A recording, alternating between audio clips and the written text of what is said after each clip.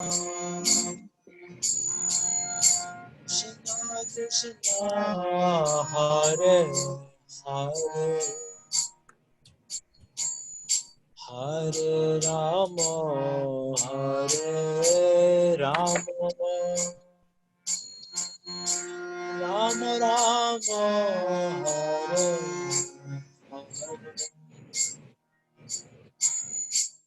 Hare Krishna, Krishna, Krishna Krishna, Hare Hare, Rama, Hare Rama, Rama Rama, Hare Hare, Rama Rama,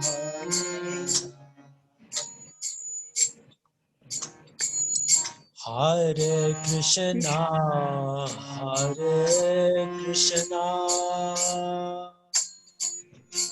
Krishna Krishna, Hare Hare, Hare Rama, Hare Rama, Rama Rama, Hare Hare, Hare Krishna, Hare Krishna, Krishna Krishna, Hare Hare, Hare Rama, Hare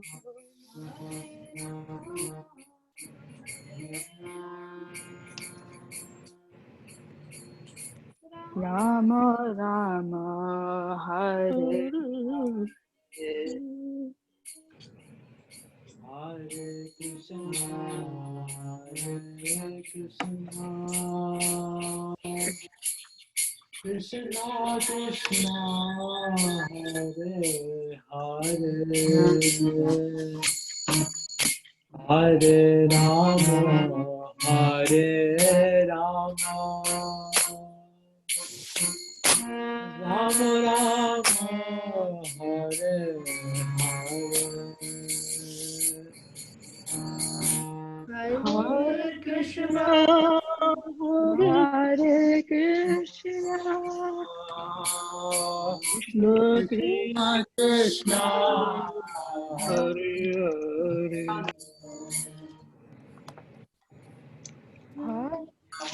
Hare Rama, Rama, Rama, Rama Rama, Hare Hare, Hare Krishna, Hare Krishna, Krishna Krishna, Hare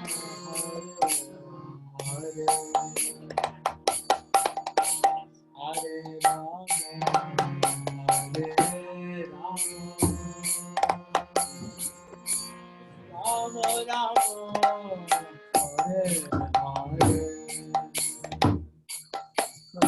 Hare Krishna, Hare Krishna, Krishna, Hare Krishna, Krishna, Hare Hare,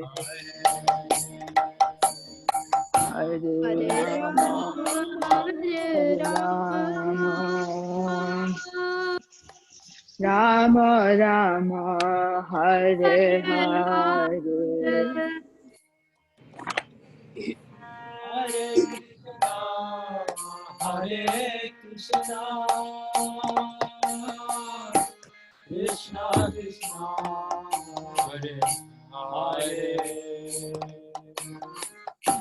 Hare Rama, Hare Rama, Rama Rama, Hare Hare, Hare Krishna, Hare Krishna, Krishna, Krishna, Krishna, Hare Hare,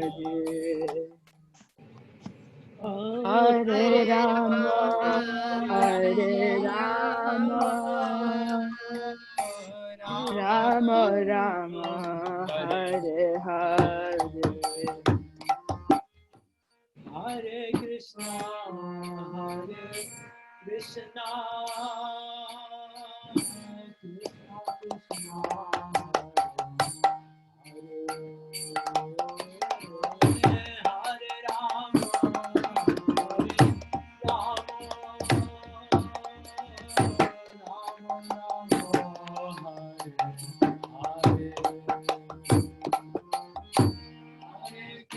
Krishna Hare Krishna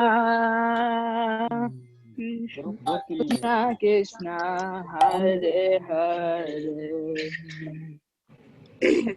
Hare Rama Hare Rama Rama Hare Hare Hare Hare Krishna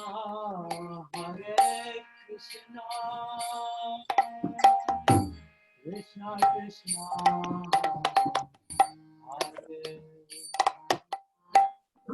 Hare Rama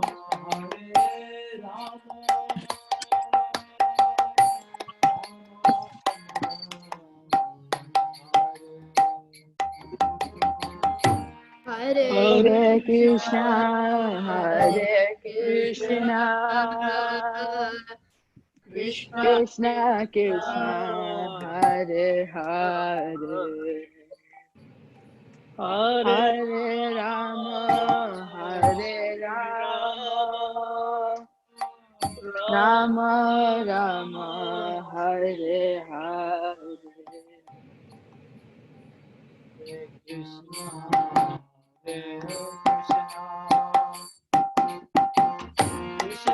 Krishna Hare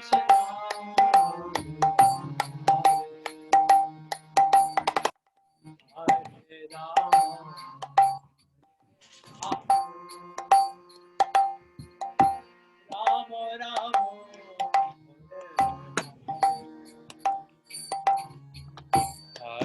Hare Krishna, Hare Krishna, Krishna Krishna Krishna Hare Hare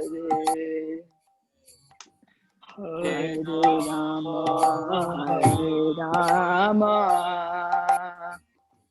Rama Rama Hare Hare Hare Krishna Krishna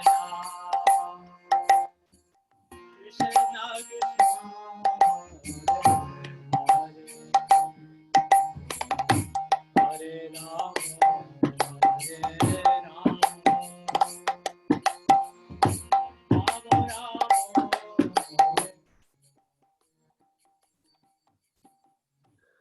Hare Krishna, Hare Krishna Krishna Krishna Hare Hare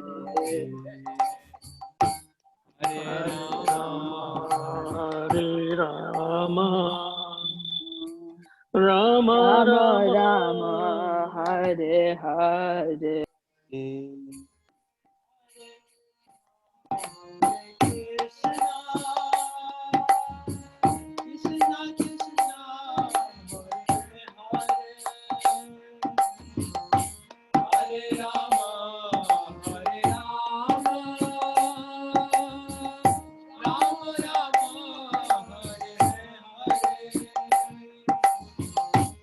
Hare Krishna, Krishna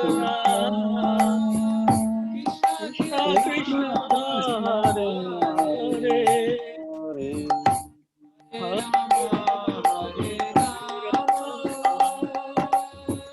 Rama Rama, Hare Hare.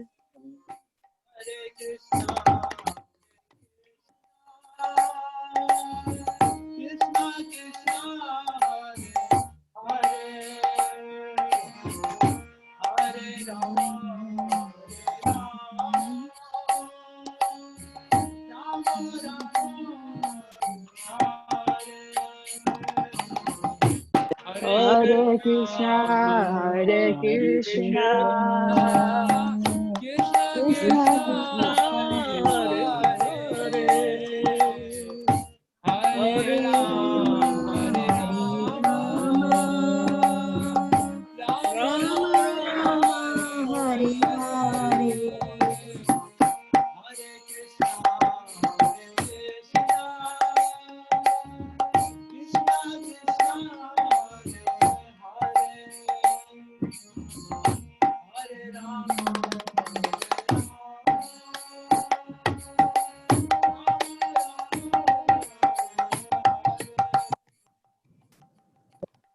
Hare Krishna, Hare Krishna, Krishna Krishna, Hare Hare Hare Hare Rama, Hare Rama, Rama Rama, Hare Hare, Hari Bol.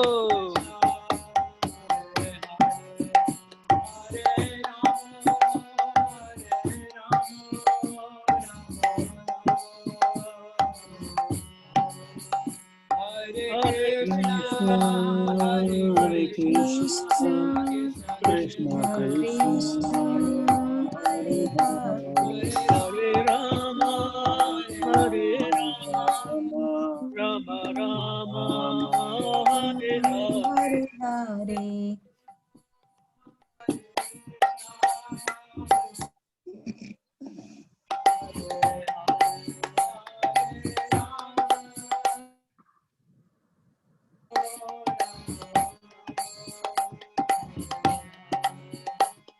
Hare Krishna, Hare Krishna, Krishna Krishna, Hare Hare, Hare Rama, Hare Rama, Rama Rama, Hare Hare Hare.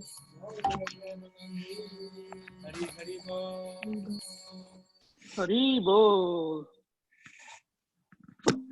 Thank you, Puneet Prabhu. Okay, and Akhilesh Prabhu. Thank you for the ecstatic kirtan. I know there are few limitations because of audio. Thank you so much. So thank you all. Hare Krishna, everyone. Thank you for joining. We are just waiting for a few more minutes, and then we'll start with the class.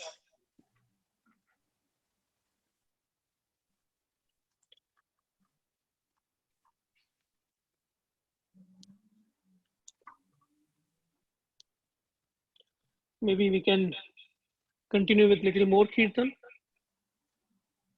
for 5 more minutes. Yeah, Prabhu, let's do 5 more minutes. In the meantime, we'll just give him some time. I'm assuming that he might be wrapping up another whatever he has tied up with. Yeah, sure. Sure. Yeah, thank you, Prabhu. Sure.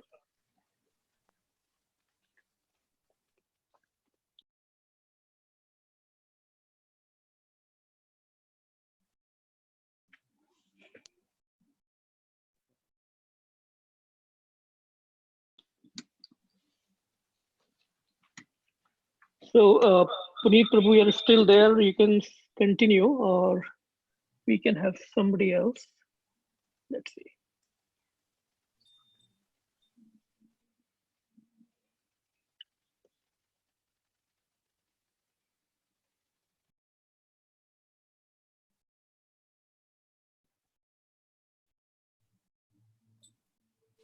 Hare Krishna, Krishna Krishna, Hare Hare, Hare Ram, Ram Ram, Hare Hare.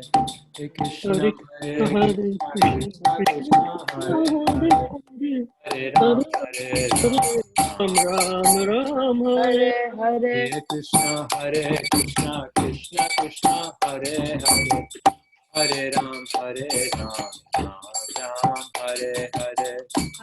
Hare Krishna, Krishna Krishna, Hare Hare, Hare Rama, Hare Rama. Ram Ram, Hare Hare. Hare Krishna, Krishna Krishna, Hare Hare, Hare Ram, Ram Ram, Hare Hare. Hare Krishna, Krishna Krishna, Hare Hare, Hare Ram, Ram Ram, Hare Hare. Krishna, Hare Krishna, Hari Bol. Krishna Krishna, Hare Hare, Hare Rama, Hare Rama, Rama Rama, Hare Hare, Hare Krishna,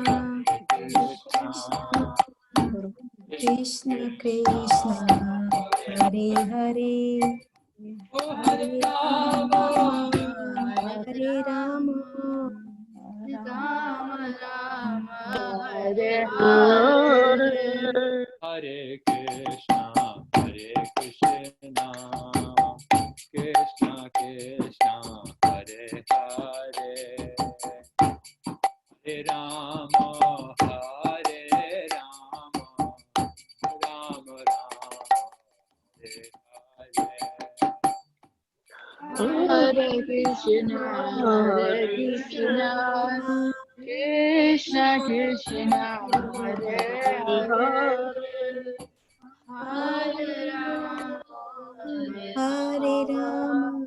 Rama, Rama Rama, Hare Hare. Hare Krishna, Hare Krishna, Krishna Krishna, Hare Hare, Hare Rama, Hare Rama, Rama Rama, Hare Hare.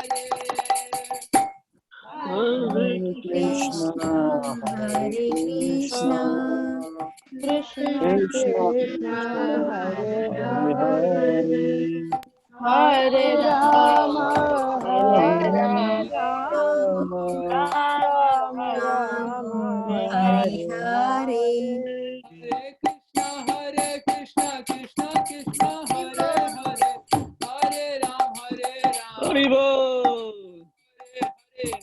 Hare Hare Krishna, Krishna Krishna, Hare Hare, Hare Rama, Ram Hare Hare. Hare Krishna, Krishna Krishna, Hare Hare, Hare Ram, Ram Ram, Hare Hare. Hare Krishna, Hare Krishna Krishna, Krishna Krishna, Hare Hare, Hare Rama, Rama Hare Rama. Rama Hare Hare. Krishna, Krishna Krishna, Hare Hare, Hare Ram, Ram Ram, Hare Hare. Hare Krishna, Krishna, Hare Hare Krishna, Krishna, Krishna Krishna Krishna, Krishna, Hare Hare Hare, Hare. Hare Ram, Ram Hare Krishna, Hari Krishna, Bol. Krishna Krishna, Hare Hare, Hare Rama, Hare Rama, Rama Rama, Hare Hare.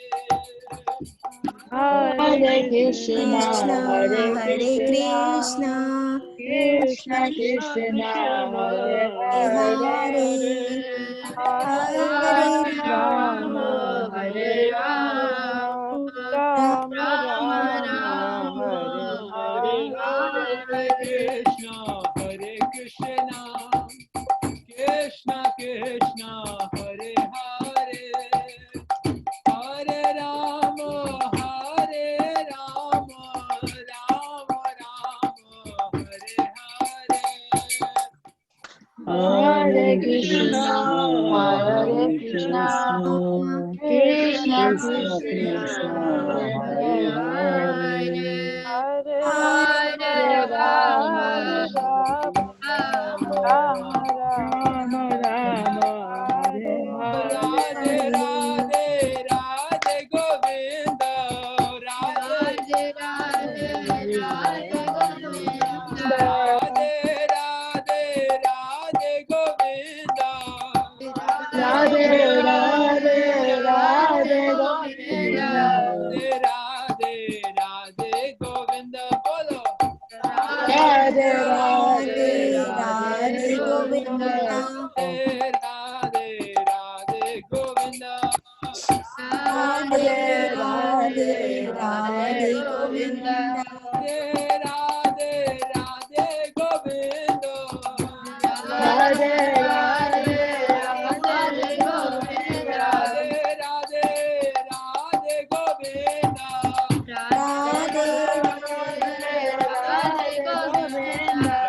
Govinda bolo Radhe Govinda. Radhe Govinda bolo Radhe Govinda. Radhe Govinda bolo Radhe Govinda. Radhe Govinda bolo Radhe Govinda. Krishna Hare Krishna Krishna Krishna Hare Hare Hare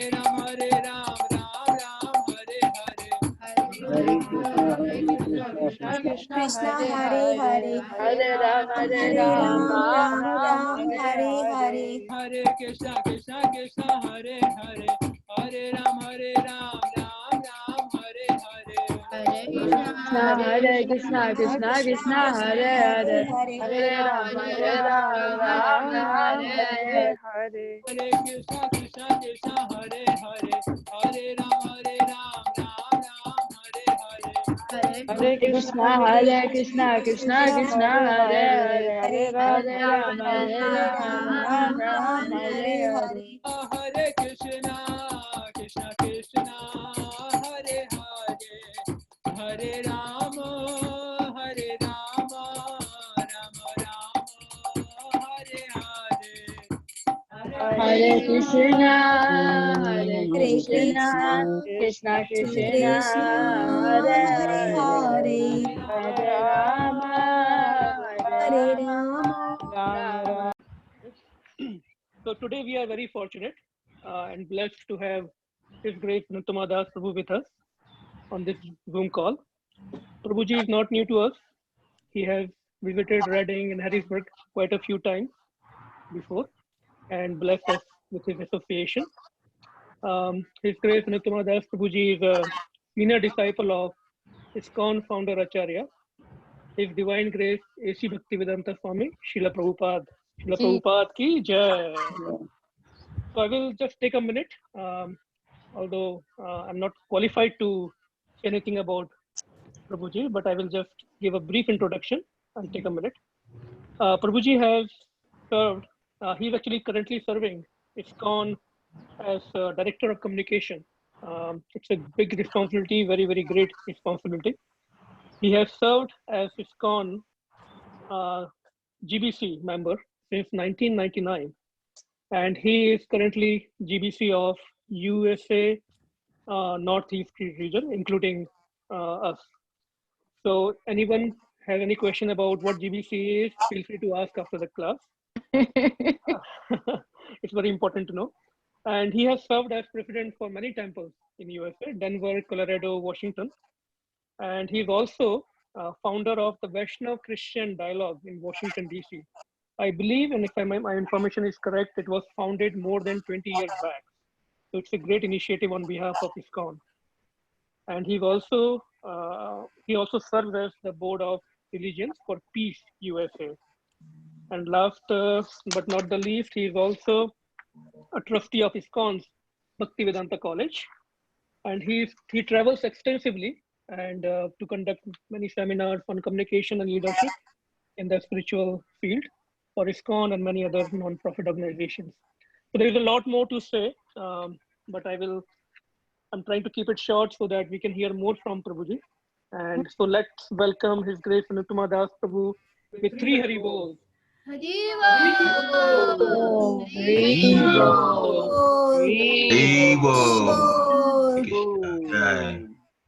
you so much, Prabhuji, for taking out time for us.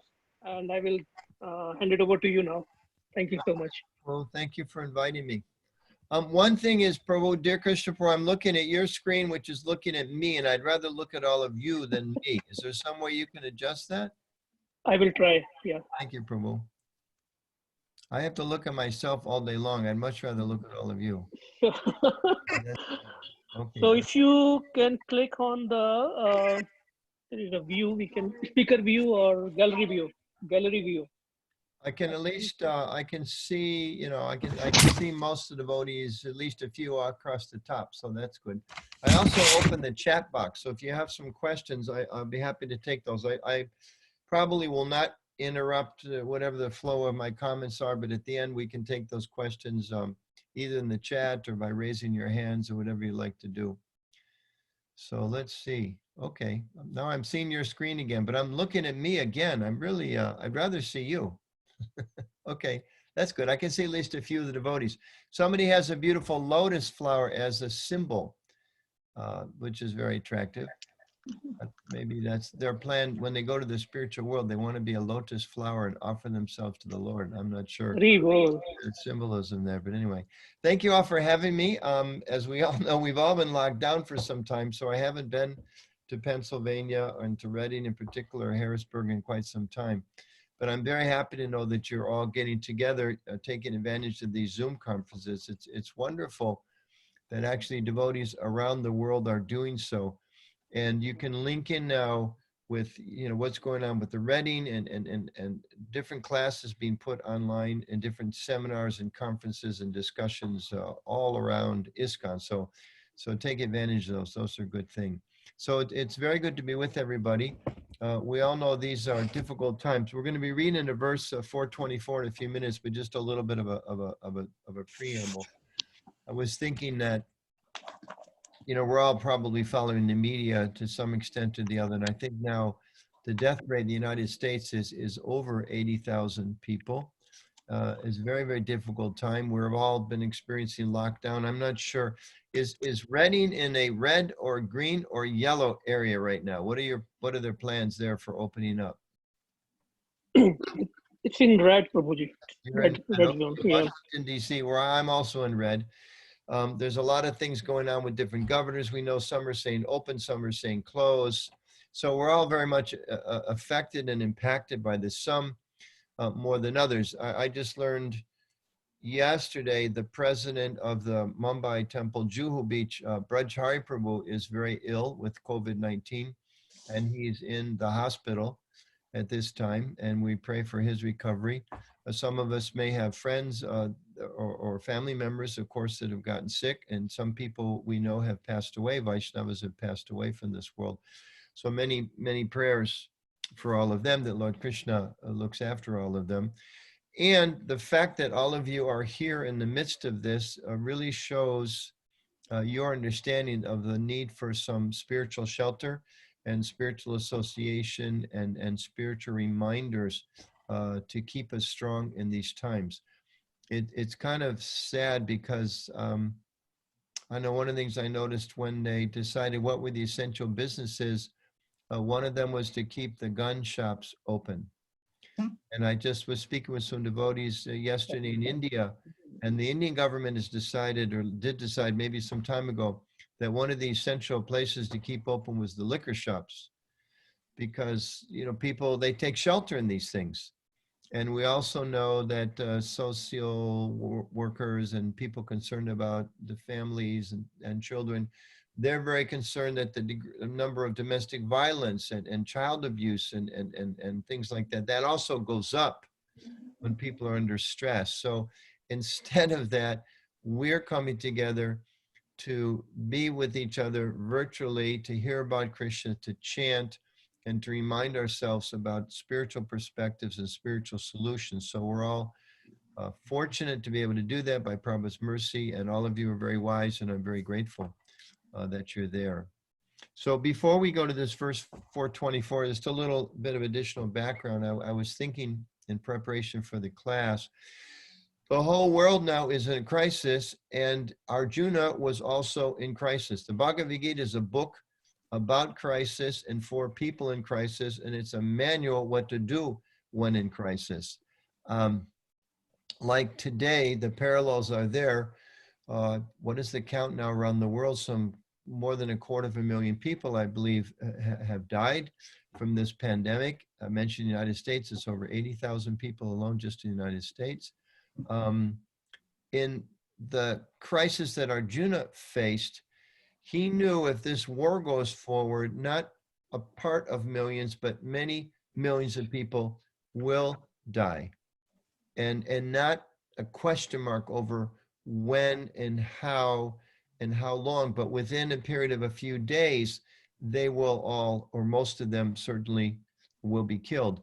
Not only that, he was looking at a situation where these are my relatives, and today people are faced with great fear about, will my family be safe? Will they be protected? Will they be okay from this medical threat? In Arjuna's case, many of his family members were actually on the other side. So, we talk these days about trying to find a win-win solution. How can I win? How can the other person win? If you have a business relationship, how can I make profit and you can make profit? If you're working with your neighbors, okay, I loan you the shovel to my garden and you loan me some other tool, and this way we're both benefited. But from a material perspective, in Arjuna's mind, excuse me, it was a lose-lose situation. If he loses, then Yudhishthira doesn't get the kingdom, and the Pandavas are defeated, and all that means. And if they win, all the Kauravas, who are their cousins, and of course his grandfather is on the other side, Bhishma is there, Drona is there. If the Pandavas win, then they will be the instruments of killing some of the most dear people to them. So he's completely in distress. Prabhupada mentions, and sometimes commentaries talk about it's really a psychological, of course, spiritual as well, like a psychological breakdown. Arjuna is completely confused. It explains, Prabhupada says in one of his purports I just read the other day, he said it's not described here, but we can understand Arjuna had tears in his eyes. He couldn't hold on to his bow. He was in major, major crisis, similar to what people across the planet are facing today, anxiety about what's our future. So Arjuna's response, first of all, was, Krishna, I just want to leave.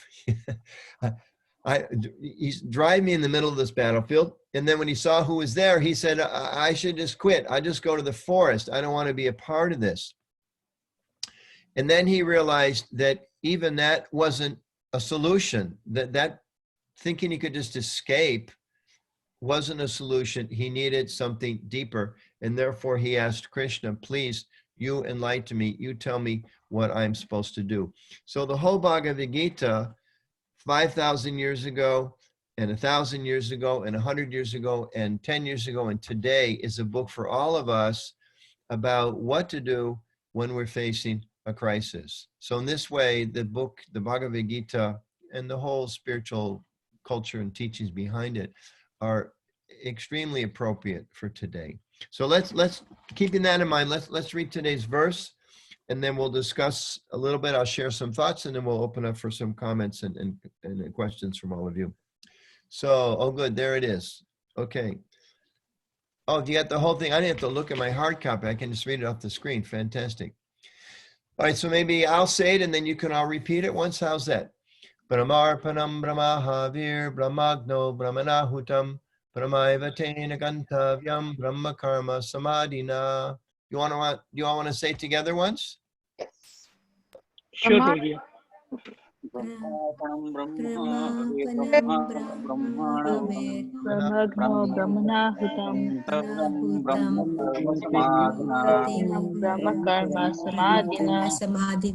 Okay, great. Now let's go down to the translation. So translation and purport by His Divine Grace, Srila Prabhupada. Jai Prabhupada. A person who is fully absorbed in Krishna consciousness is sure to attain the spiritual kingdom because of his full contribution to spiritual activities, to which the consummation is absolute, and that which is offered is of the same spiritual nature. Purport by Srila Prabhupada. How activities in Krishna consciousness can lead one ultimately to the spiritual goal is described here. There are various activities in Krishna consciousness, and all of them will be described in the following verses. But for the present, just the principle of Krishna consciousness is described, not details, the principle. A conditioned soul entangled in material contamination is sure to act in the material atmosphere, and yet he or she has to get out of such an environment. The process by which the conditioned soul can get out of the material atmosphere is Krishna consciousness. The process by which the conditioned soul can get out of the material atmosphere is Krishna consciousness. For example, a patient who is suffering from a disorder of the bowels due to overindulgence in milk products is cured by another milk product, namely curds. The materially absorbed conditioned soul can be cured by Krishna consciousness as set forth here in the Gita. This process is generally known as yajna, or activities, sacrifices, simply meant for the satisfaction of Vishnu or Krishna. The more the activities of the material world are performed in Krishna consciousness or for Vishnu only, the more the atmosphere becomes spiritualized by complete absorption. Someone else like to read a few sentences? We can take turns. The word Brahma, Brahman, means spiritual. The Lord is spiritual, and the rays of his transcendental body are called Brahma Jyoti, his spiritual effulgence. Everything that exists is situated in that Brahma Jyoti. But when the Jyoti is covered by illusion, Maya, or sense gratification, it is called material. This material veil can be removed at once by Krishna consciousness. Thus, the offering for the sake of Krishna consciousness, the consuming agent of an offering or contribution, the process of consumption, the contributor, and the result are all combined together, Brahman or the absolute truth. That was very good. Keep going. The absolute truth covered by Maya is called matter. Matter, dovetailed for the cause of the absolute truth, regains spiritual quality. Krishna consciousness is the process of converting the illusory consciousness into Brahman, or the Supreme. When the mind is fully absorbed in Krishna consciousness, it is said to be in samadhi, or trance. Anything done in such transcendental consciousness is called yajna, or sacrifice for the absolute. In that condition of spiritual consciousness, the contributor, the contribution, the consumption, the performer or leader of the performance, and the result or ultimate gain, everything, becomes one in the absolute, the Supreme Brahman. That is the method of Krishna consciousness. All right, thank you very much. Om Jnana Tamyandasya Danan Anjana Shalakaya Chakshur Umanitamena Tasmai Shri Gurave Namaha Shri Chaitanya Manobishtam Stapitam Yena Bhutale Swayam Rupa Kadamayam Dadati Swapanantikam Jaya Shri Krishna Chaitanya Prabhu Nityananda Shri Advaita Gadadhar Gauravatanda Hare Krishna Krishna, Hare Krishna, Krishna Krishna, Hare Hare, Hare Ram, Ram Ram, Hare. Hare Hare. So, as Prabhupada mentions here, the principle, the underlying basic principle of Krishna consciousness is nicely explained in this verse. So he's not getting into details, but Krishna himself, and in Prabhupada's explanation, is trying to lay out the basic principle of the understanding, guiding light, you could say, the foundation of spiritual practice according to the teachings of the Bhagavad Gita. So that is, in simple terms, that we are all spiritual beings and we're living in this material world. And the example is given in the Bhagavatam, and Prabhupada references this many places, that the soul in the material world is just like a bird in a cage.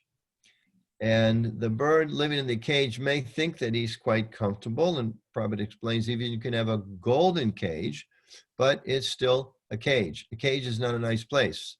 Just like they have a term, you know, if you're caged up by something, nobody wants to be caged up. Everybody wants to be free. And Prabhupada talks about that in the purport of the Bhagavatam, how the soul wants to be free from the material encagement and the material entanglement.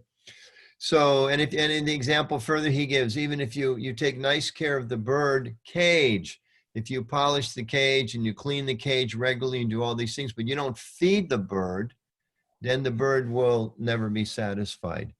So that's described, that's the situation of ourselves and the society at large, that especially in the modern culture, they're making so many efforts to polish the cage. There's so many material advancements, how to kind of control the material energy in such a way to make life very comfortable for the body and for the mind and for the intelligence, but doesn't address the innermost needs of the soul. And practically most people have no idea what are those needs of the soul. And generally, if you would approach somebody and say, are you interested in the needs of the soul? They will say, no, not everyone, of course, but many people, no, I'm too busy to even think about that because I'm simply trying to look to satisfy the needs of my body.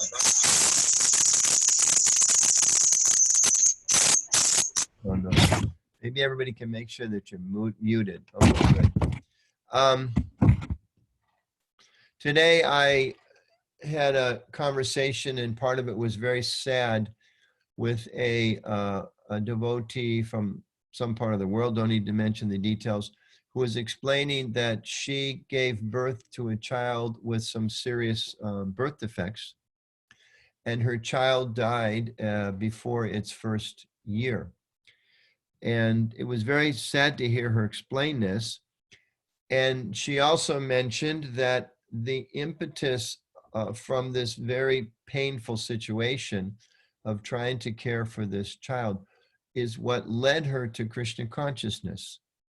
So people in the world today, it describes in the Gita, if people are pious, when they have some miserable experience or threatening experience or some difficult experience, they begin to cry out, "Dear God, please help me." Whatever the language is, whatever name they call out for God, that's the beginning of spiritual life, to seek that help and to recognize that we're in difficulty. But one who doesn't recognize they're in difficulty, but or who in that difficulty doesn't look for some spiritual solutions, then it's described they're actually misusing the human form of life. So that's what Krishna, again, remember, Arjuna is bewildered and he's asking Krishna, what am I supposed to do? This is a horrible situation. My relatives on the other side. I don't want to fight this war. And so many people are going to die and I just want to quit. And I was listening to a series of lectures on the first chapter of Bhagavad Gita that Prabhupada gave in London. And he was explaining that Arjuna was actually a very compassionate person. And these were very, very good arguments that he gave, but they were based on a materialistic conception of life. And therefore, ultimately, he couldn't understand the solution. So for all of us, and we can see this is very true in the world today, Krishna's kind of, or material energies kind of, as they say, tighten down the screws or turn the light on all of us to realize how our situation here is very problematic. Prabhupada will give the example of a drop of water on the lotus leaf. The lotus leaf is very waxy surface, a very slippery surface. Sometimes a drop of water will sit on the leaf, and in a moment, just to the slightest breeze, the water slides off. So in the same way, in this world, we may find some nice, comfortable situation, but at any moment, it can be shaken. And this is something that as spiritualists, as devotees, we notice that, we recognize that, and we bring that into our lives. We bring that conception into our life that I am here temporarily, I am passing through. There's no point in getting overly absorbed with materialistic comforts because they can't last no matter what. Whereas materialistic people that don't have any other option, they're not aware of any other option, they spend their time endlessly pursuing more and more arrangements to try to make themselves comfortable.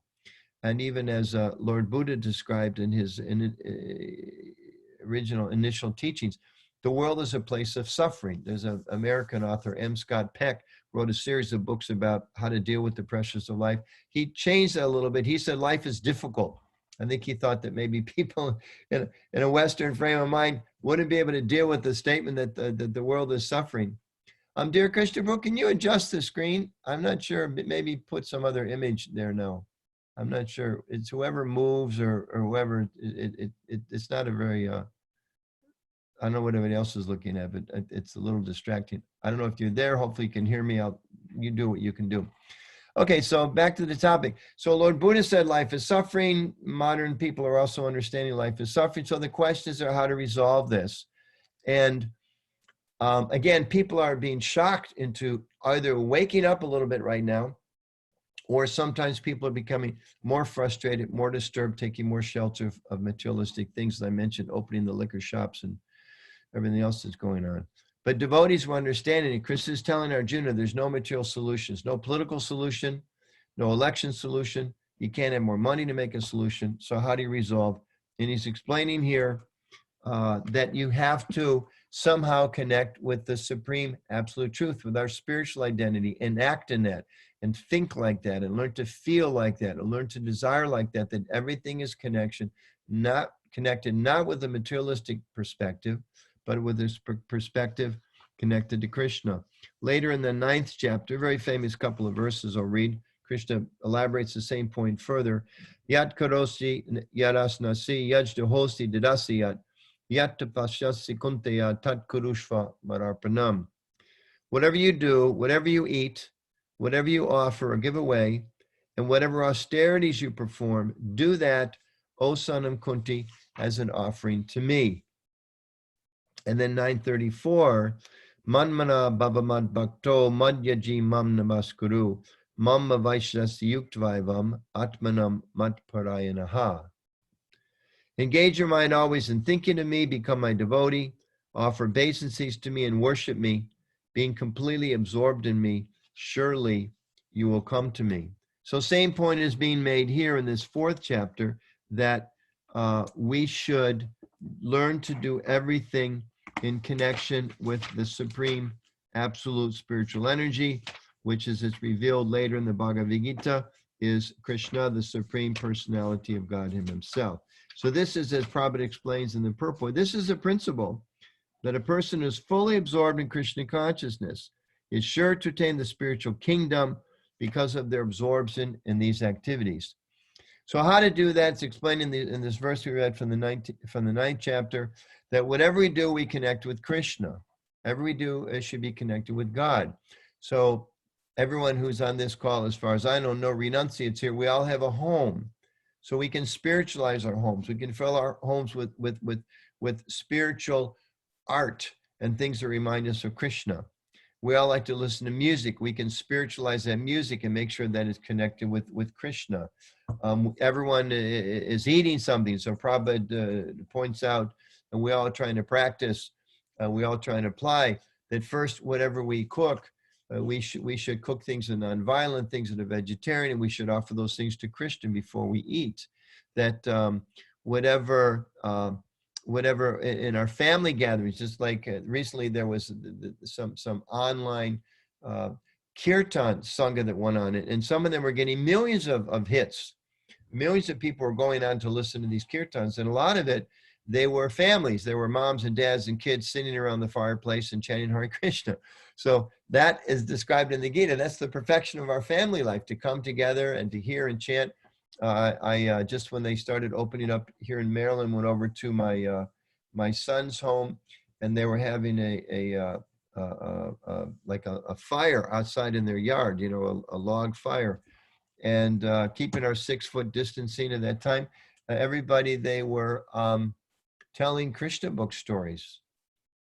And I was remembering when I was younger and went to summer camp for a bunch of years, and we had a lot of outdoor fires, campfires, but nobody told Krishna stories. There was a lot of talk going on, but nobody told Krishna stories. So you can still have the campfire, still be with the family, still enjoy the night and the evening and the cool breezes and the stars in the sky, and add Krishna. So it begins with a simple vision. First, that the body, that everything belongs to Krishna, everything belongs to God. It's not my house, it's Krishna's house. It's not my family, it's Krishna's family. Everything belongs to him. I'm the soul within my particular body, but everything belongs to him. Everything's meant for him. That's what's being described in this verse. Everything is meant for Krishna. Now, for a materialistic person or person coming out of the culture that's propagated in the modern society, that's a radical thought. For us, we kind of hear these things so often. But for a person, your neighbor, if you were to say to them, yes, everything we do, we should do for God, a lot of people think that's really almost like a fanatical religious philosophy. Okay, yeah, go to temple once in a while, or go to church once in a while, or read something, or have some holy books and some holy pictures in your house. That's a nice thing, but geez, you know, you have to be so religious. Be religious, but don't be so religious. I remember a story. A friend of mine that came from a Christian family years ago told how he had become a Vaishnava, and one of his family members was kind of a traditional or born again Christian, and somebody else was some other faith, and they all came home for the Christmas holidays, which of course is a celebration of the birth of Jesus and his teachings that were to follow. And they started discussing their different religious ideas, and there were some differences of opinion. And at one point, the mother interrupted and said, "Stop this talk. It's Christmas. Do we have to talk about religion?" which I found rather funny. It's Christmas, and then interrupting and saying, look, let's just talk about baseball, or let's talk about anything else, but we don't want to have to talk about religion, please, not on Christmas. So our idea is don't just talk about religion on Christmas or on Janmashtami or on Diwali or on Ramadan or Yom Kippur or anything, but we should be talking about religious topics, spiritual topics 24 hours a day. So we have to have the vision that everything belongs to Krishna, the understanding that nothing belongs to me, and to gradually awaken this vision, and faith that if we do so, we'll actually be happy. People often, they're afraid, well, if everything belongs to God, who's going to take care of me? But as we advance in Krishna consciousness, we realize the more I depend upon Krishna, he takes much better care of me than I could ever take care of myself. So having the vision, everything belongs to him, understanding my body, my family, they're not mine, I'm the spirit soul, and connect to that to give up party designation and sectarianism. The world is full of envy, and our hearts are full of envy. And just today, I was surprised. I was hearing some news about some events, and I felt some enviousness come to my heart. There was some jealousy. Why are they allowed to do this and I'm not to? Why did this happen? And I realized this is horrible. So I immediately paid obeisance. He said, Krishna, please cleanse these terrible thoughts. And they come more often than I wish to admit. Please cleanse these thoughts from my heart. That's not who I want to be. I don't want to be a person who walks around thinking, why do they have a better house than me? Or why did they get more credit than me? Or, why did more people tune into their class than with my class? Or why this or why that? So many things, the mind can be so crazy. So to give up that type of enviousness, which is based ultimately simply on the bodily concept of life. If we're thinking that I'm, say in my case, a white male, that's illusion. I'm not a white male, I'm spirit soul. If we're thinking that I'm Hindu or I'm Indian or I'm black or I'm white or male or female or any of these types of these are designations. That's not who we are. We're all spiritual beings. And to the extent that we think in a sectarian way, it reinforces our conception that we're the body. And I was thinking about a verse I was just reading the other day, kind of in connection with this, then we'll wrap it up and answer some questions. Even, especially from a spiritual perspective, we have to make sure we don't become sectarian and closed-minded. Remembering that Krishna is so powerful, he is in the heart of every living being. Even an ant, it's described, a Vaishnava doesn't even want to kill an ant because he understands that's the spirit soul, equal to me in terms of its ultimate connection to Krishna, and that Krishna is in the heart with that living entity. So, 7th chapter, Yada yada hi dharmasya, glani bharvati bhardata, abhutanam adharmasya, tadatmanam shijam yaham. Whenever and wherever there's a decline in religious practice, O descend of Bharat, and a prominent rise of irreligion, at that time I descend myself. And in the purport, Krishna says, the Prabhupada explains, in each and every avatar or incarnation of the Lord has a particular mission, and they are all described in the revealed scriptures.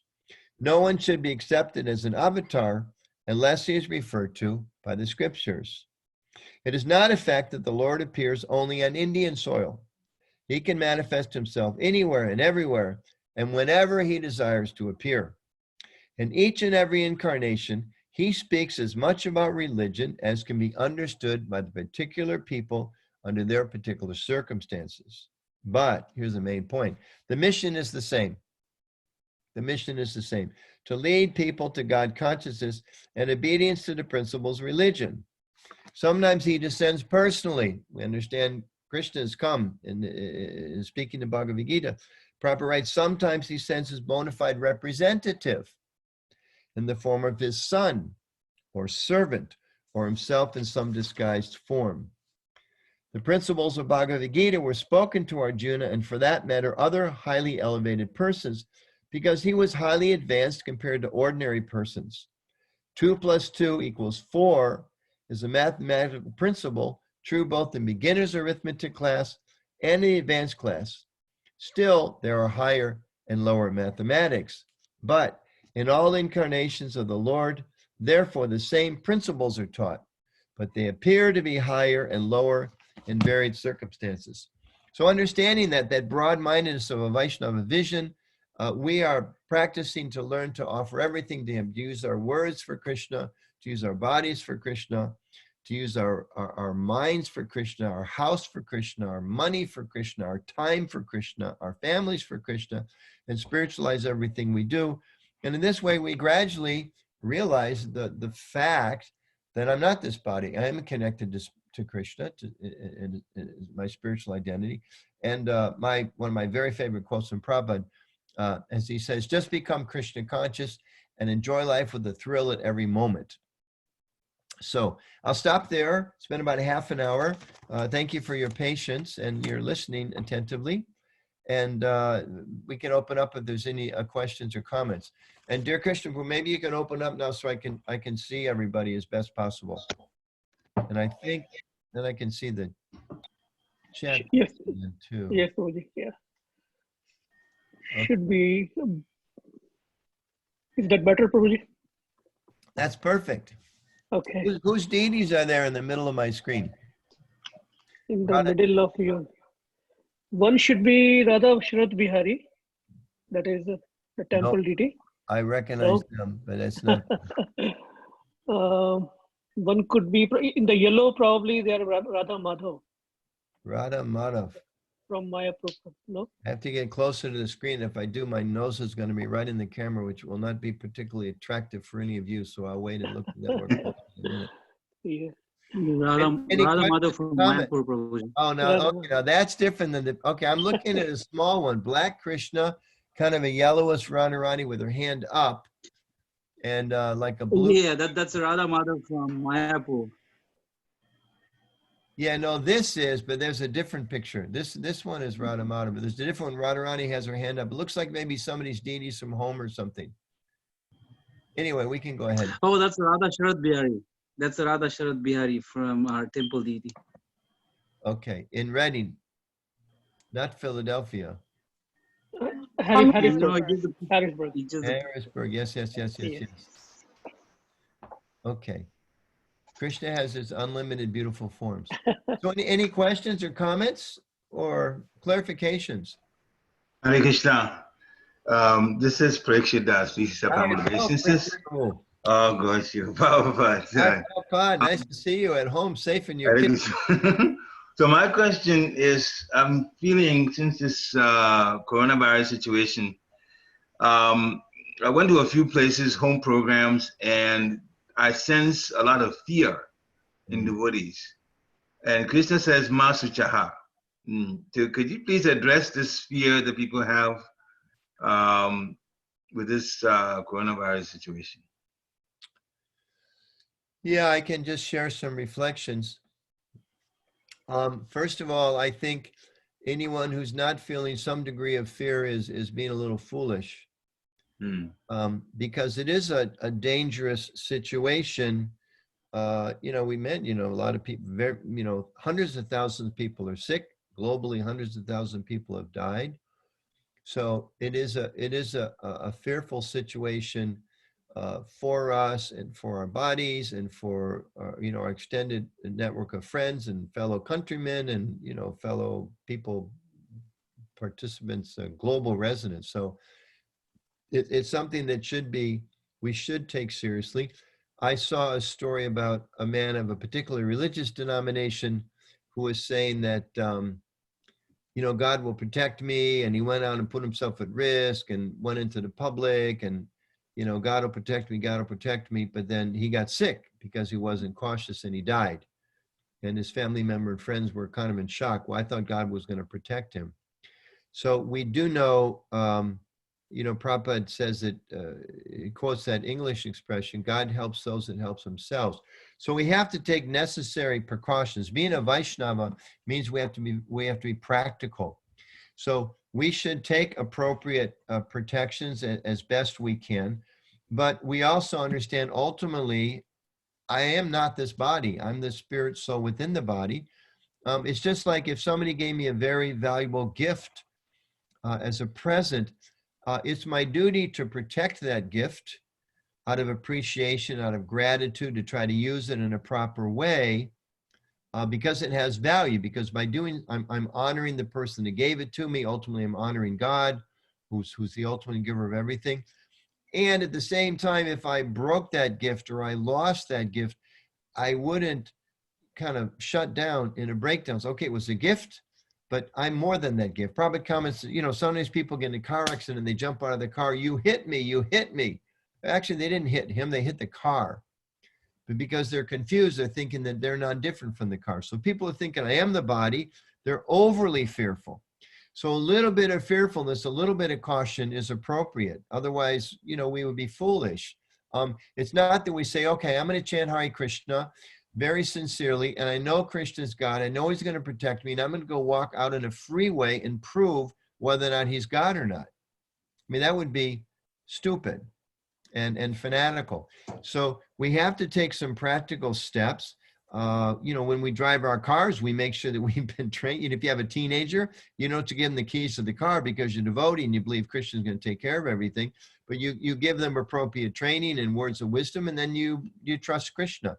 So in the same way, we should take reasonable precautions, but then ultimately we have to trust Krishna. And I like the expression that's given that we should internally, our meditation, our prayer should be totally dependent upon Krishna. And at the same time, we need to act in this world as if things depended upon us. So externally, we act as if they depend upon us. Internally, we depend upon Krishna. So ultimately, that fear is mitigated, it's minimized because we are dependent upon Krishna, knowing he's going to take care of us. But we know he's going to take care of us ultimately in the spiritual sense. I'll give an example, my own situation, if I may. You know, my wife and I owned a business for about almost 25 years. We moved to Washington, D.C. from Denver, Colorado, because I was asked to become the communications minister. We started a small business. It's a long story, but it just got bigger and bigger and bigger. And we made a significant amount of money, and we donated half of that significant amount of money, and things were looking really good. And I had plans to keep it going for another 5 or 7 years and then retire peacefully, et cetera, et cetera, et cetera. But Krishna said, well, no, that's not my plan. So he closed it down, closed it down, closed it down, closed it down. And all that money that was once there basically disappeared. And Krishna was protecting us in that way. I don't want you to be too comfortable. Don't think that by your business you're maintaining yourself. Don't think that you're not dependent upon me. I'm in control. So sometimes he gives, sometimes he takes away. Prabhupada mentioned in the Leela Rita explains that his father would often say that the Lord in his Vishnu form has 10 arms.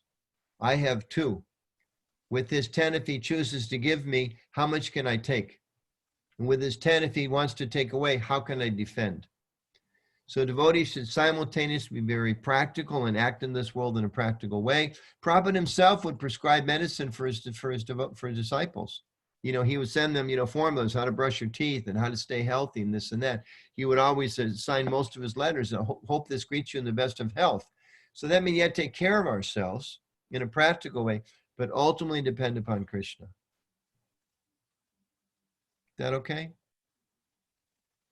I read something the other day that I thought was interesting. It's not you know, from a spiritual source. I don't know who said it, but I thought it actually applies in our Krishna consciousness. And what it was that they explained that a coward dies 1,000,000 deaths and a brave man only one. So I was thinking from a Krishna conscious perspective, a similar thing. I mean, if one is too much afraid of this world, you know, people close themselves in their homes sometimes. They be different types of mental fears and paranoias. People become afraid of cars or afraid of dogs or afraid of the sun or afraid of the darkness, and they just shut down. So in Krishna consciousness, we're meant to open up and understand that ultimately Krishna is our protector, and at the same time be practical. And I'll just end with this. Prabhupada gave an example that the pure devotee, he sees everyone as spirit soul, but he doesn't try to embrace a tiger because he knows the tiger still sees him as dinner. So we have to be practical and spiritually dependent. Thank you. That was a long answer, but it was a really good question. I think you're on mute again, but thank you, Berks Prabhu. Thank you very much, Hare Krishna. Should I take this one on the chat here next? You can, Prabhu. Yes. This is from Vrinda. Is this any Vrinda that I know? Yeah, daughter. I thought so. Okay. Okay, she says, usually there's some competition between devotees or different temple congregations based on certain activities or temple services. How can we try to minimize that competition when we should work together? These are the kind of questions that second generation devotees are especially empowered to ask. Sometimes older people,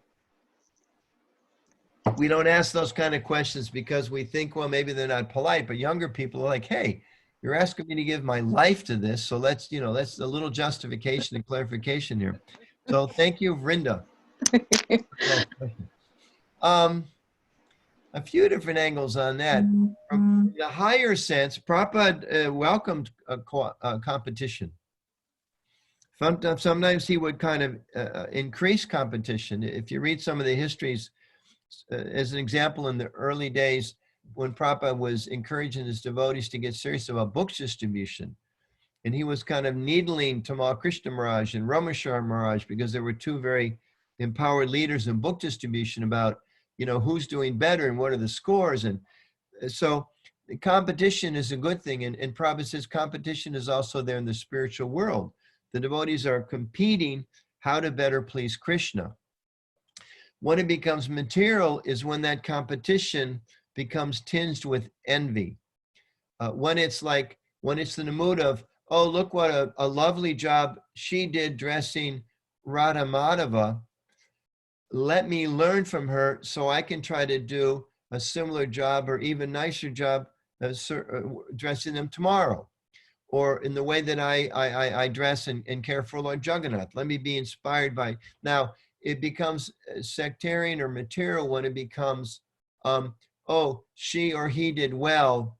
I don't like it when they do well. I want to do better than them. How can I undermine or at least supersede what they're doing? I want the credit.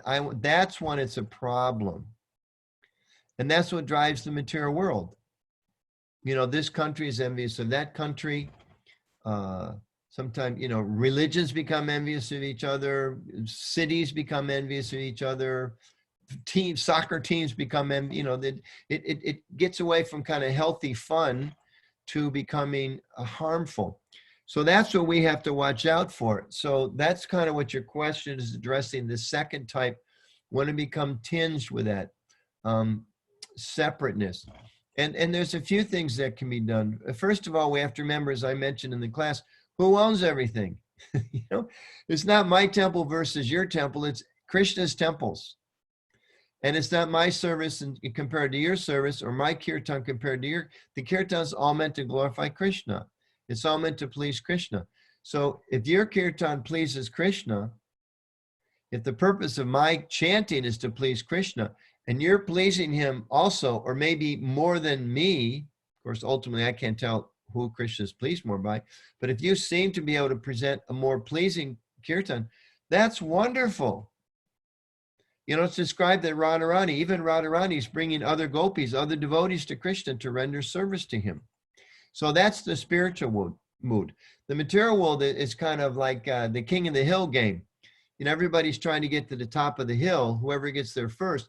But the way you get there is you rip the other people down and you grab people by the legs and you climb on their heads and you step on them. And, like the expression, it's a dog eat dog world. And some of us that work in a corporate environment, we've experienced that where, your best friend will say something mean or undermine your relationship with the boss just to try to get the promotion that they know is only going to be available for one person. So that's all a materialistic consciousness. And that's the root of why we're unhappy, the root of all misery, the root of what keeps us in this material world. And Krishna consciousness is the process of cleaning that. So 1, understanding everything belongs to Krishna. 2, endeavoring to appreciate the contributions of devotees. 3, serving those devotees.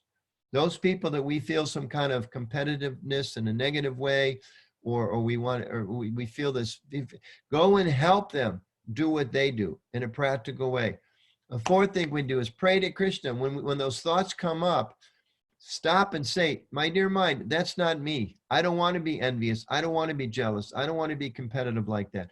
This is a devotee. I want to serve them. I want to help them. I reject those thoughts. I'm not going to abide by those thoughts. I'm not going to act by those thoughts. I want to be a servant. And then next time you can, offer obeisances and serve that person and help assist them. So I think those are just a few ideas how we can do so. And it begins with remembering who's it all for. Who's it all for? Is that okay, Verinda? Is that some food for thought, and you can consider a follow-up question later, perhaps another time? That was perfect. Thank you, Prabhu. I don't know if it was perfect, but I'm glad you liked it. Thank you.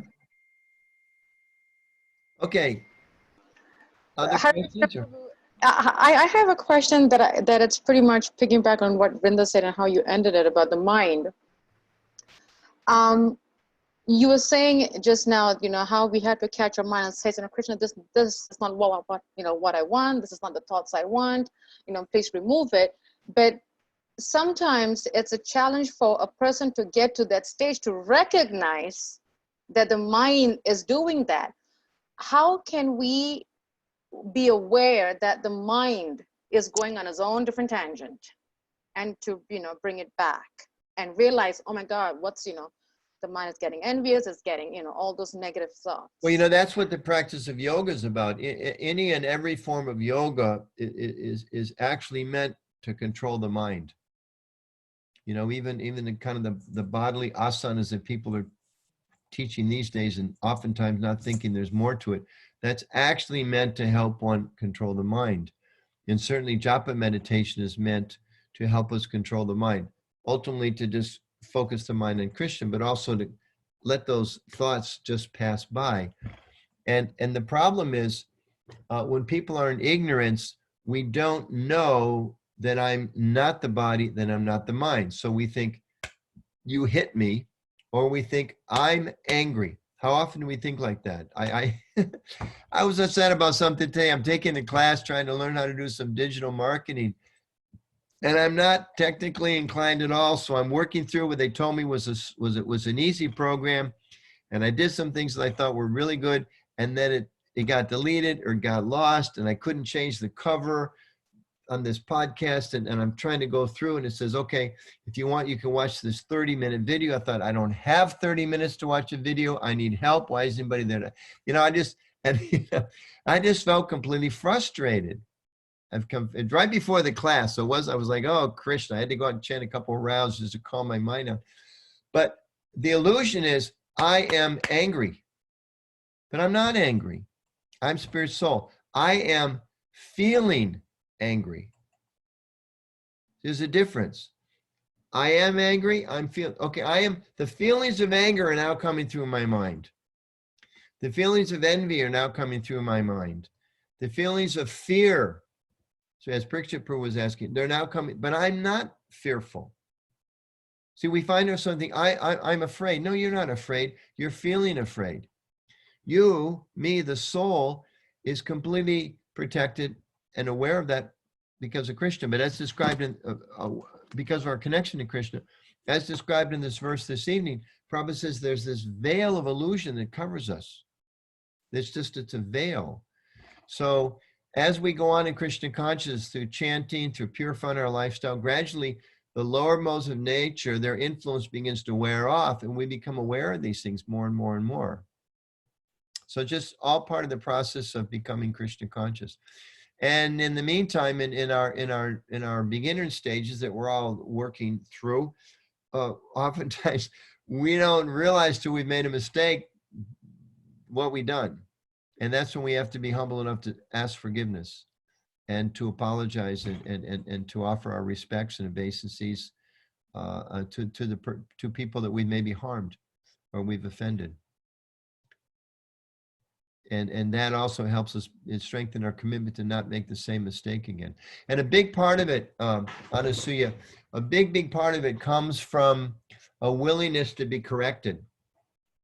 The material ego doesn't want to be corrected. Inside, we're all like a bundle of nerves trying to present like I'm together and, I've got this whole world figured out. And honest Vaishnava just feels the opposite. Like, I'm so small and the world is so big. One little tiny virus nobody can see can kill you in a matter of hours. So I am so weak, but I feel strong because I'm connected to Krishna.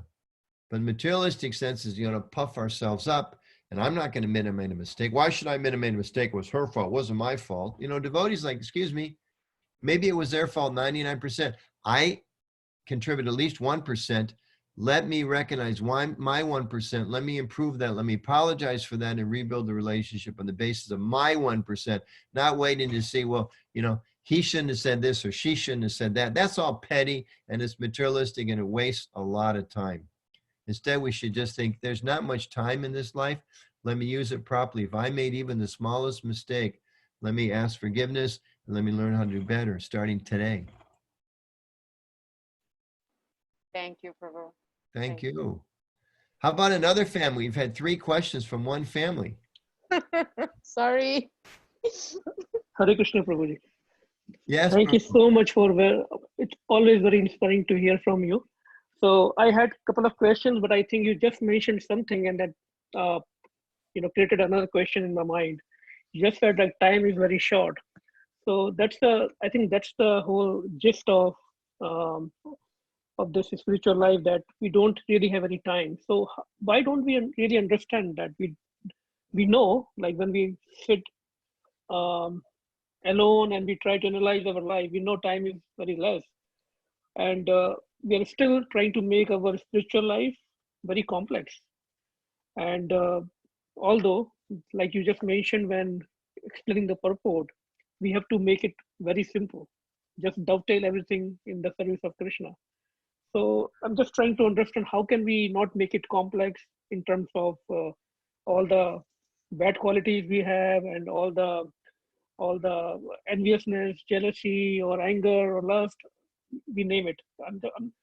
I'm not sure if I'm able to frame my question, but Yeah, no, I think I understand. The simplicity comes, ours is a process of grace.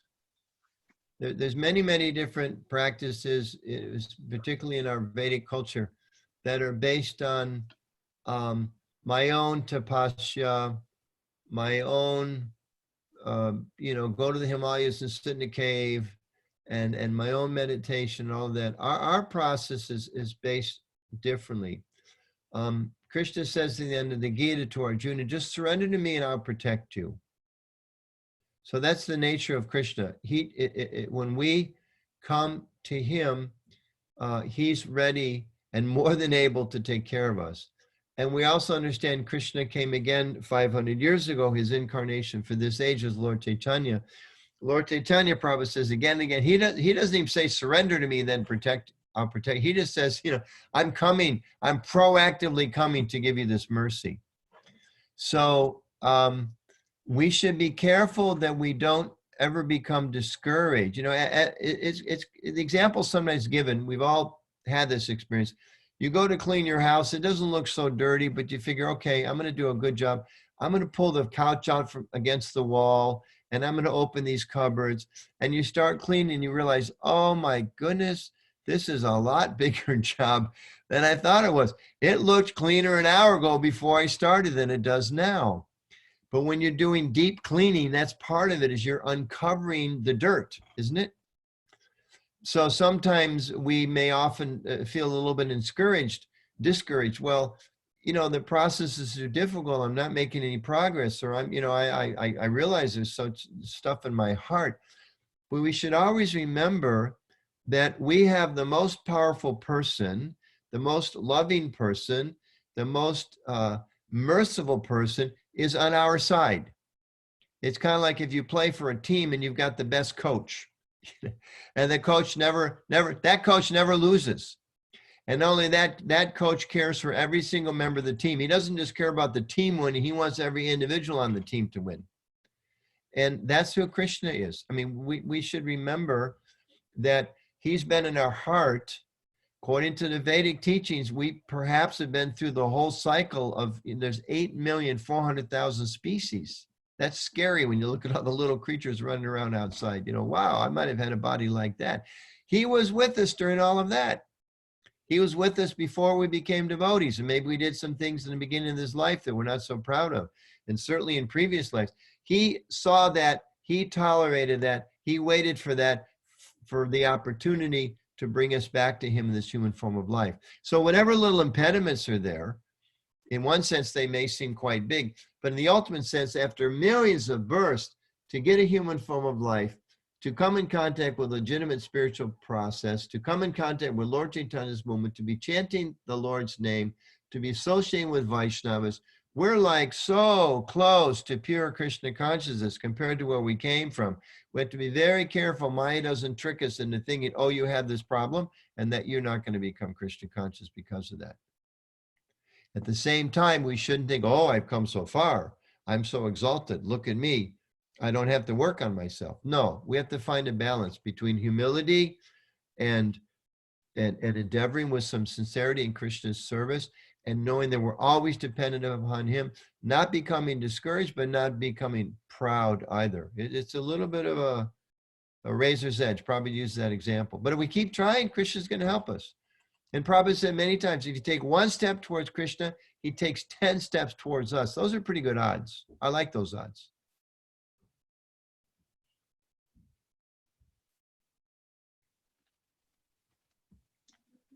I don't know if there's another question. Dear, I think you're muted. I don't know if you were saying something. No, thank you so much, Prabhu. We have time maybe for one more question, Prabhu? Or should we stop now? Or you are the host here. What should we do? Yeah, if anyone has any questions, this is a very good opportunity. Please do ask. I want to ask a question. Please. Please. Spirituality is an escape, and we always want a refuge in some sort of feelings or enlightenment or faith or I don't know. I'm not sure the question. Can you try to put it in the form of a question? Is spirituality an escape for humanity? Is it an escape? No, spirituality is the fulfillment of humanity. Materialism is escapism, because people are trying to escape from the reality that I'm eternally connected to God. And then when I connect with God, I'll actually be happy.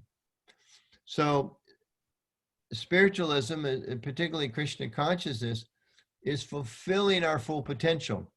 We're leaving the suffering in the material world, but we're not just, there's some traditions that teach you should just become void, just eliminate everything, you know, or merge into the oneness of Brahman without understanding Bhagavan and Paramatma. Just ignore those other two aspects of the ultimate truth.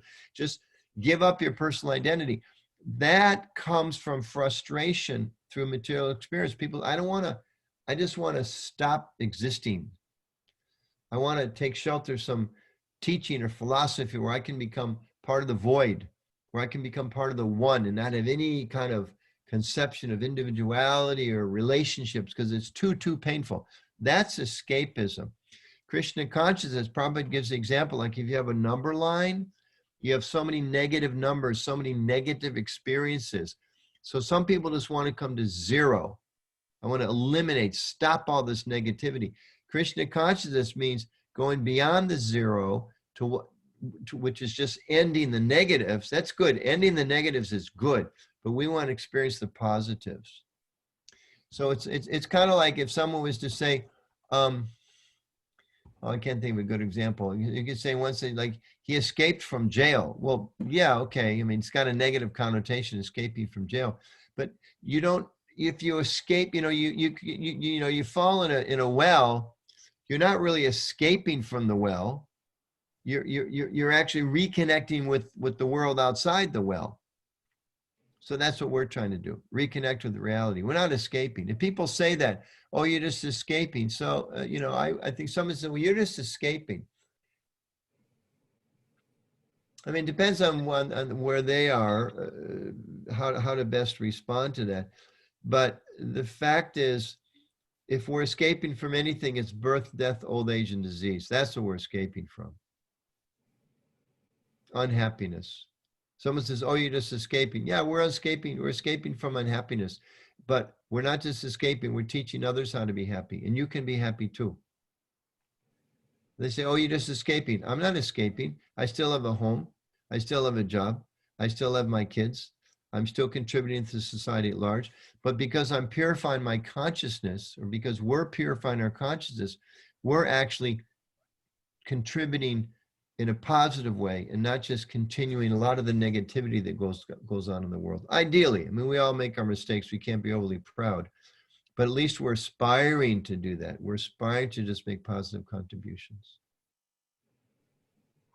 Thank you, Prabhu. Hare Krishna. So Prabhu, one more question I have is, in addition to faith, I think the most important other thing we need in the devotional life is enthusiasm. So I'm just wondering the kind of faith and enthusiasm and conviction we see in all of you, the disciples of Srila Prabhupada. I mean, it's amazing. So how can we all somehow get it? I don't know if you can transfer it somehow. Well, actually, that's the parampara system. That's what we're all meant to do, is transfer it. And that's Lord Chaitanya's process, is we learn something about Krishna and we share with others. And even they say in the secular world, the best way to learn something is to teach others. So whatever little bit we may know about Krishna consciousness, we should try to share that with others. And through that sharing process, we get deeper understanding and realization ourselves. And it also sometimes shines a light on what we don't know so well.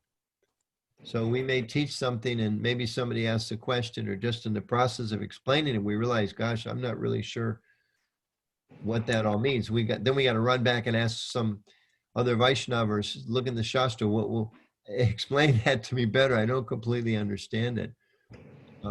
So that faith and that it comes by the practice of Krishna consciousness. There's a purport in the Gita, I can't remember the 3rd chapter, can't remember the exact verse. Prabhupada says that it comes through chanting Hare Krishna, associating with devotees, and over and above that, Prabhupada says, controlling the senses. So our faith also comes by controlling our senses, not allowing our minds, or trying to bring our minds back to Krishna. Because the more our minds get caught up in sense gratification, or the materialistic conception of I and mine, or criticism, or sectarianism, the more our minds are pulled by that, the less we're in touch with Krishna, the less we're becoming purified. And remember, we are actually pure spirit soul, and we're just covered. So we're just cleaning that covering. As Prabhupada says, it's not an artificial imposition. All of us are pure devotees. We are all pure. Every single living being is a pure devotee. We're just covered by different degrees, different layers of covering, different layers of the 3 modes of material nature. So by the process of Krishna consciousness, gradually, that becomes cleansed. And I always remind myself, Prabhupada says again and again and again, by the gradual process of Krishna consciousness. So it's not that we become a devotee and, within a couple months or a couple years, we're going to see Krishna. Maybe some of you are so advanced that that's going to happen, but most of us, it's a lifelong process of gradual awakening. So we shouldn't put any artificial pressures on ourselves. And then if we don't experience what we thought we should, and then we become frustrated. We should just learn it's a gradual, steady process of Krishna consciousness. And when we see that little bit of progress, and of course, it's not like progress like this either. Many of you, I'm sure, have experienced that. It's, you feel a little Krishna conscious, and then, okay, the modes of material nature, and then there's a little more, and then there's a little bit of a struggle. It's kind of, but hopefully it's kind of like this, and not like this. That's what we have to work for. Is that the overall we're making progress, but don't be distracted by the ups and downs, and don't think that my fellow devotees, they never experience any kind of unhappiness, or they never feel any frustration, or I'm the only one that ever has any doubts. We all have doubts. Prabhupada says doubt's the sign of intelligence, but by satisfying those doubts, by hearing from proper sources, gradually those doubts are replaced by realization and insights, and then our faith increases more and more and more. Faith is easy in the beginning. Somebody says, taste this prasadam. We're like, okay, I'll try it. Then it's, oh my goodness, that was wonderful. Give me more of that. So now we have faith. Oh, I have faith. Prasadam is good. I have faith. I should go to these people's homes on Thursday or Friday night. They have good food. And then gradually maybe that becomes, oh, you know, these things they talk about is starting to make a little sense to me, et cetera, et cetera, et cetera. We all come in different ways, but that faith increases by experience and by hearing and by practicing. We hear, we apply, we realize. And then we hear more, we apply, and we realize. Thank you, Prabhu. Thank you so much. Anyone has any questions? This is maybe the last call. One good thing about these Zoom calls is there, well, maybe it's a bad, I guess it's a bad thing. There's no piles of heaping hot, sumptuous, wonderfully smelling prasadam in the next room that, you know, we all know as soon as whoever it is stops speaking, we can go take prasad together. That's the one part of this virtual experience we really miss out on. That is right, Prabhu. So it sounds like no question. Okay. So, Anushya Mataji, you want to add something or say something? Actually, I have one question, if it's okay, from the fourth one from the first family. Okay, last one, and then we'll call it a night, or else all of your wonderful participants are going to not want to come back next time because they're going to say these people never stop talking. We don't want to. Why send in on that? But Prabhu, you were as we were reading through the verse, and I wanted to get some clarification. Is Prabhupada mentioned in the verse some parts in his translation, Krishna consciousness, and then towards the end he said transcendental consciousness. Is there a difference, Prabhu? Oh, it's just the word is just what's the word? Interchangeable. Well, he says when the mind is fully absorbed in Krishna consciousness, it is said to be in samadhi or trance. Anything done in such transcendental consciousness is called yajna. Yeah, well, you know, these are one of these things that we see. Prabhupada would, I think, answer that question in different perspectives. Okay. In the one sense, transcendental means anything not done in the bodily concept of life. So people that are following, you know, other spiritual practices that are trying to do, you know, some activity that's purified or raising their consciousness, that's also transcendental in the sense they're trying to transcend. It's an endeavor to connect with transcendental. So there's transcendental in the process, and then there's transcendental in the ultimate realization. So we understand that Krishna consciousness, you know, probably say one who acts in Krishna consciousness, you know, that can be a little child that eats some Mahaprasadam. That's acting in Krishna consciousness. It's not fully realized, but it's still acting in Krishna consciousness. So this verse is kind of saying, use the modern expression, where, you know, the means becomes the ends. So the means of acting for Krishna takes us to the end of being totally absorbed in acting for Krishna. And as he says, the same thing, you know, the same activity that got us sick, he gives the example, if you eat too much milk, your stomach may get upset. If you eat curd, it purifies it. So the same types of materialistic activities, making money with the material consciousness can become degrading, will be degrading. Making money and using it for Krishna can elevate us. Having a big house can be very degrading. People want to have a big party, have their friends over and smoke and drink and do nonsense. But having a big house and inviting people over for Krishna, it becomes transcendental. So, and that's what this verse is saying, whatever we do, we should connect it with this process of yajna, doing it for Krishna, speaking for Krishna, hearing for Krishna, using all the senses and everything we have for Krishna. And then it becomes transcendental. And again, in this context, that in one sense, anything that's done in that endeavor, you know, one's practicing bhakti yoga or karma yoga or jnana yoga, those are also transcendental in that they are methods to bring us to transcendence, but it's not fully realized transcendence. That's pure bhakti. Thank you, Prabhu. Okay. That's a happy photo just showed up there. I don't know who that was. Okay, dear, we're done then for tonight. I think you're muted again. Oh, best of the hosts. You're still muted, Prabhu. Now Thank you you're so much on. for your time for us, and then we also look forward to have you again sometime whenever possible for you. We will be moving to the next part of the program that will be offering the prayers to Lord Nrsingadev. And like you mentioned, we are still in very challenging times, very disturbed times.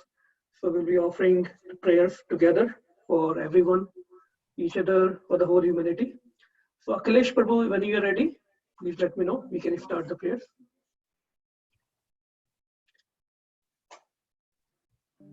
Akhilesh Prabhu, you there? Yeah, can you hear me? Now we can. It's a little soft. A little soft, Akhilesh.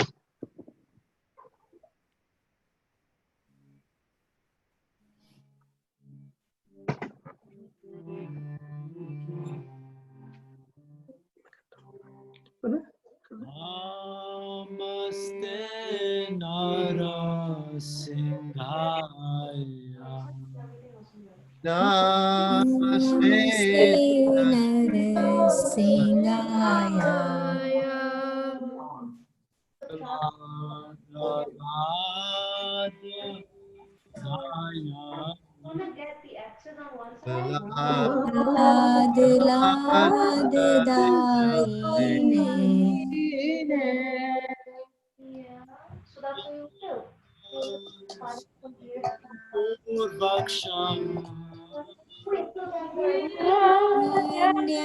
Kashi Purushottam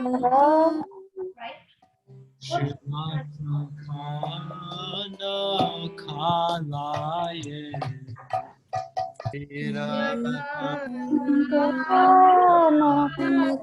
Kalaye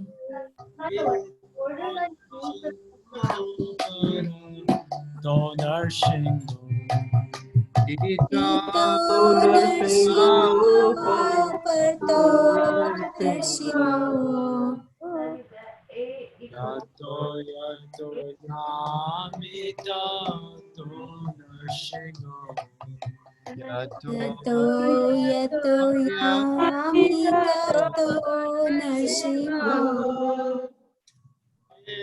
Narsimo Hirdaye Narsimo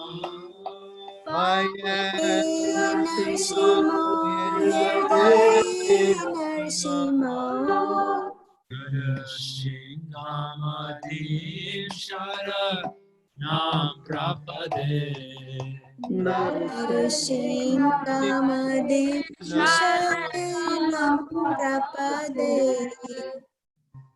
Avakara Kamala Varenakam Advashena Kalita Hiranyakashipu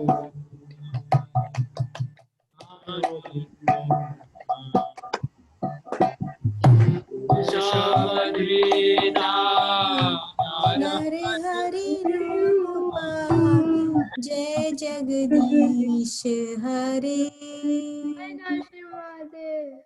Jai Jagadish Hare Hare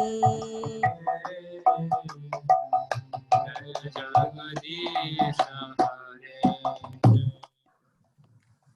Abut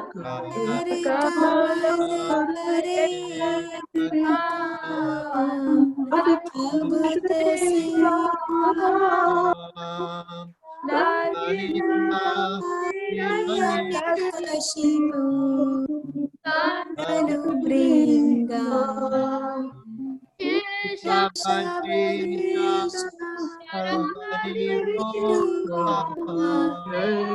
Jagadish Hare Jai Jagadish Hare Jai Jagadish Hare Nrsingadev Jaya Nrsingadev Jaya Nrsingadev Jaya Nrsingadev Jaya Nrsingadev Jaya Nrsingadev Nrsimhadev, Nrsimhadev. Jaya Prahlad Maharaj, Prahlad Maharaj, Jaya Jaya Prahlad Prahlad Maharaj, Prahlad Maharaj, Hari Jaya Nara Hari, Nara Hari Jaya Nara Jaya Hari Nara Hari Jaya Nara Hare Prabhupada, Prabhupada, Jaya Jaya Prabhupada. Jaya Jaya Prabhupada, Prabhupada, Jaya Jaya Hari Bo, Hari Bo, Hari Bo, Nita Gaur Hari Bo, Nitya Gaur Hari Bol, Hari Hari Bol, Bol, Hari Hari Bol, Bol, Nitya Gaur Hari Bol. Darshan Bhagwan ki. Hare Krishna. Hari Bol. Thank you again, everyone. I'm going to sign out for the night. Hope to see you all again soon, virtually or hopefully in person. And many prayers for everyone's safety and continued health, and many prayers for any of those people you may know, hopefully not too close or distant, who are suffering from the medical issues or financial issues. And let's all pray to Lord Nishingadev that he helps all of these people in this time of distress come to an understanding that this distress itself can be and should be an impetus to actually inquiring about what's the cause of this, where are we coming from, what's the source, and how we actually can look for an ultimate solution, which is reconnecting with God, reconnect with Krishna. Okay, thank you all so much. Hare Krishna. Thank you, Prabhuji. Hare Krishna. Krishna. Please accept our Hare humble Krishna. To the Prabhupada. Hari. Krishna, Hare Krishna. So Hare Krishna, whoever is left of the call, few upcoming programs that we have. So Saturdays, we will have at 3 p.m. on every Saturday. There is a Kirtan chill. Just sit, relax, enjoy, live on Facebook. It is organized by Stress Free Harrisburg, an initiative by ISKCON of Harrisburg. So every Saturday, 3 p.m., you can enjoy ecstatic Kirtan from home. Then on this Sunday, we have another very special program with His Holiness Rituvaj Swami. Hari Bol. It will be at 5 p.m. and we will share the ISKCON of Harrisburg Zoom link. And then next Friday, we will have His Holiness Giriraj Swami on Friday at 7:45. So we are looking forward to that too. And of course, our every Saturday book reading program. Tomorrow we'll see you all again at 7:45 for Science of Self-Realization book reading. Thank you again for joining. Hare Krishna. Stay safe. Stay Hare Bol. Thank you so much. Hare Krishna, Prabhuji. Hare Krishna, Prabhuji. Dandavat Pranam. Hare Bol. Thank you very much, Prabhu.